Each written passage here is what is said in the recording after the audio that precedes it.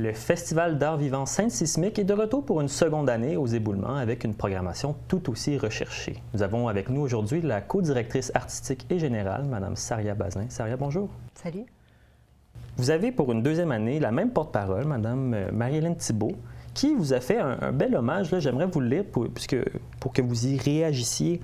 L'an passé, j'ai accepté d'être porte-parole par amitié pour Saria et Zoé. Cette année, c'est parce que j'ai adoré la magnifique expérience qu'elles nous ont fait vivre. Ça doit être touchant d'avoir un tel hommage de la part de sa porte-parole. Ah, vraiment, vraiment, vraiment. On était tellement contente qu'elle accepte. D'un, c'est une personne formidable. Elle est tellement willing. Puis en plus, ça nous fait une petite fleur que la première édition a vraiment été réussie. Ça doit être légitimant aussi pour le festival d'avoir cette reconnaissance-là? Absolument, absolument. L'année dernière, ça nous a vraiment aidé à être légitime avant même la première édition. Le fait que Marie-Hélène Thibault, quand même, cette grande comédienne, accepte de faire partie de l'expérience, c'était vraiment génial.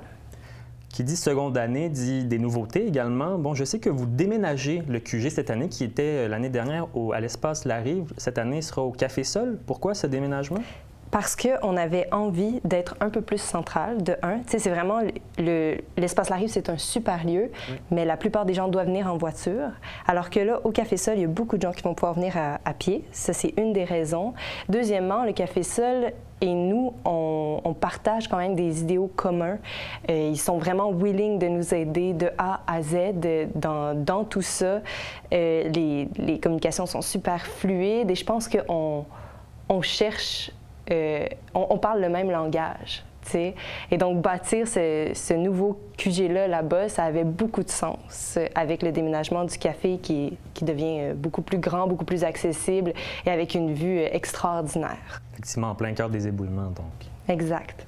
Il y a également les ondes transversales. Bon, peut-être nous expliquer, là, vous l'avez expliqué l'an dernier également, mais votre programmation, elle est divisée en plusieurs segments. Et un nouveau segment s'ajoute, les ondes transversales. Oui. Donc, les ondes transversales, c'est des activités qui se passent à l'extérieur des éboulements, tout simplement. Okay. Donc, on va avoir 3 activités à l'extérieur des éboulements cette année. Dans les marchés publics de Baie-Saint-Paul et de la Malbaie, il va y avoir 20-50 entre intelligence artificielle et bêtises humaines, une production de Tortue Noire qu'on a vue aussi l'année dernière au festival. C'est une création de Lambé Lambé. Des Lambé Lambé, c'est des petites boîtes marionnettiques, toutes petites, et donc c'est des expériences individuelles. Il peut y avoir environ 125 spectateurs au total pendant cette prestation-là. Donc c'est vraiment chouette. Chacun est individuellement avec une petite boîte marionnettique que des marionnettistes font bouger et ou qui bougent toutes seules. Okay. Il y a aussi certaines boîtes qu'il faut mettre des écouteurs pour bien rentrer dans le monde. Donc ça va se passer justement à l'extérieur des éboulements, la Malbaie, Baie-Saint-Paul. Et on a aussi Acupunk de la Dame de Cœur qui va faire une représentation de théâtre géante, de marionnettes géantes à l'île aux Coudres. Wow! Ouais. Donc là, ça vous fait sortir des éboulements, mais le cœur du festival reste quand même aux éboulements. On a parlé des nouveautés, mais parlons un peu de ce qui se maintient, donc une programmation qui est très recherchée, qui va dans des scènes insolites également. Oui, une nouveauté d'ailleurs cette année, c'est qu'on commence le jeudi en mode pré-festival à la cidrerie Les Travaux et les Jours aux éboulements.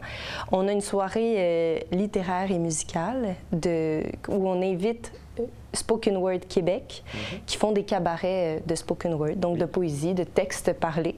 Il va y avoir 3 fondateurs, fondatrices de Spoken Word Québec qui vont venir performer avec des charlevoisiennes aussi choisis préalablement. Est-ce que c'est là aussi où les ligues d'improvisation sont invitées?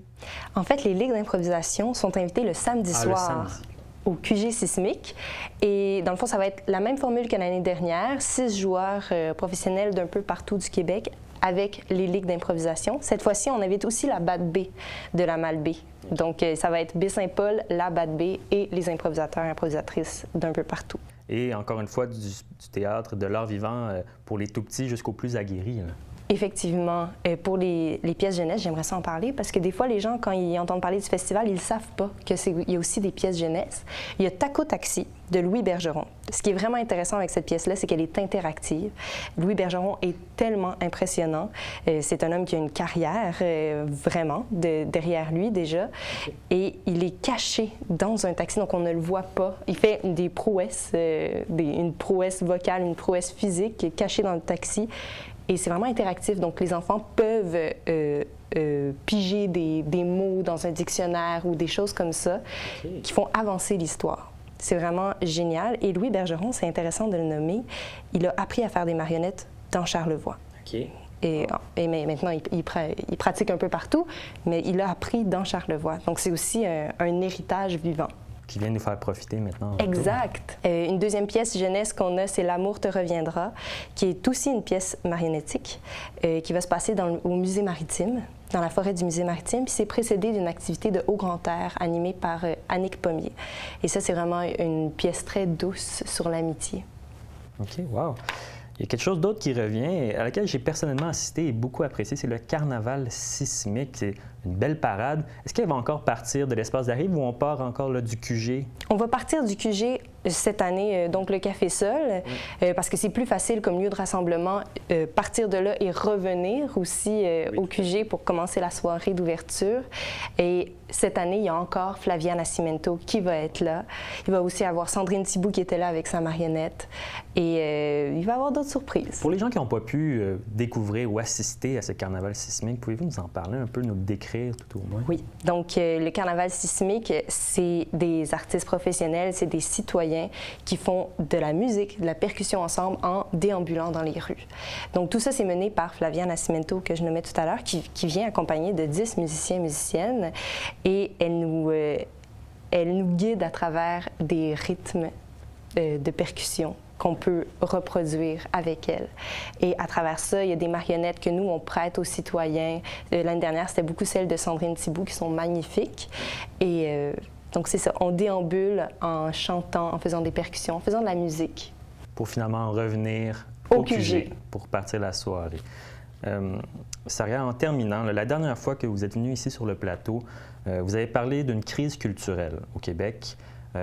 Et une des manières dont vous vouliez, avec Scène Sismique, y répondre, c'était avec votre billetterie solidaire. Est-ce que ça va être encore de retour? Absolument, absolument.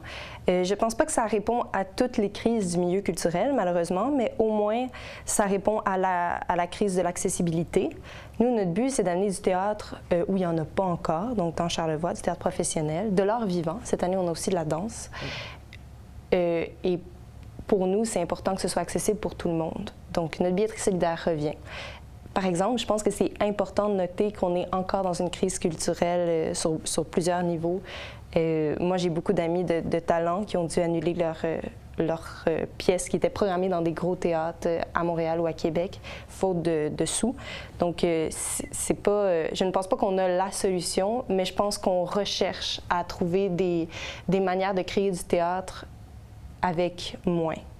Et c'est quand même une solution parmi plein d'autres qu'il va y avoir. Donc, cette billetterie solidaire qui permet d'avoir différents prix. Oui. Et cette billetterie solidaire, c'est quand même important de le noter, elle ne serait pas possible sans des subventions gouvernementales. Tu sais, des fois, on remet en cause les subventions gouvernementales, est-ce que c'est nécessaire ou pas? Mais c'est important de noter que sans subvention gouvernementale, un prix de billet pour du théâtre, ça serait autour de 150-200 $. Personne ne pourrait se payer ça, on s'entend. Moi qui fais du théâtre, je ne serais pas capable, même des fois en ce moment, je ne suis pas capable de le payer alors que c'est moitié prix, on s'entend. Donc, c'est important quand même de le noter que c'est important pour nos gouvernements de continuer d'investir en culture. Oui, donc Scène Sismique qui aura lieu du 10 au 13 septembre. On a bien hâte. Merci beaucoup, Saria Bazin, d'être avec nous aujourd'hui. Merci beaucoup.